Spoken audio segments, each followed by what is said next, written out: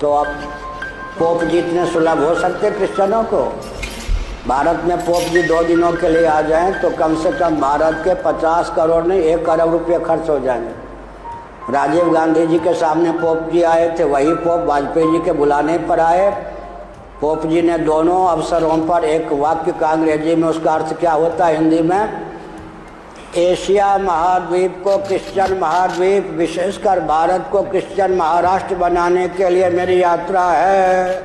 डंके की चोट से राजीव गांधी जी ने और जिनकी बड़ी प्रशंसा की जाती है वो वाजपेयी जी ने उस समय के आंकड़े हमारे पास है, कितने करोड़ रुपए भारत के स्वागत में उनके खर्च करवाए, समझ गए?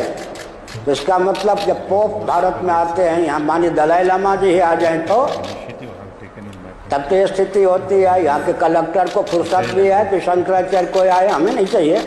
इंद्र भी आके कहें कि एहसान पूर्वक मैं आया हूँ, मैं कहूँगा अपनी जगह, अभिमान नहीं है फिर भी कहूँगा अपनी जगह आप रहो, हम अपनी जगह। ब्रह्मलोक में जो ज्ञान विज्ञान सुलभ है वो भी गुरुओं के पास हमको सुलभ है, आप अपनी जगह रहो।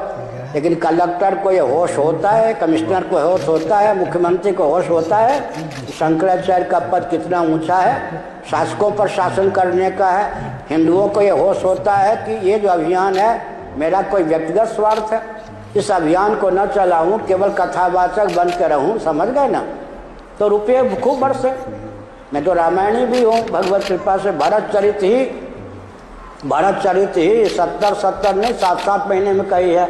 रामायणी भी हो, भागवत भी, उपनिषद भी। लेकिन एक बात है, हम अगर राष्ट्र को लेकर ये सब न बोलें या शैली अपनी कुछ बाजार जैसी बना दें तो धन भी खूब मिले, मान भी खूब मिले, लेकिन होगा क्या उससे?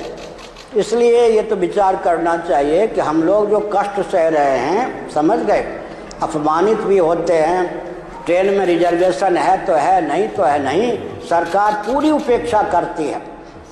उस हालत में भी हम आते हैं, कष्ट सह के भी आते हैं, उससे लाभ उठाने का प्रयास करना चाहिए। श्री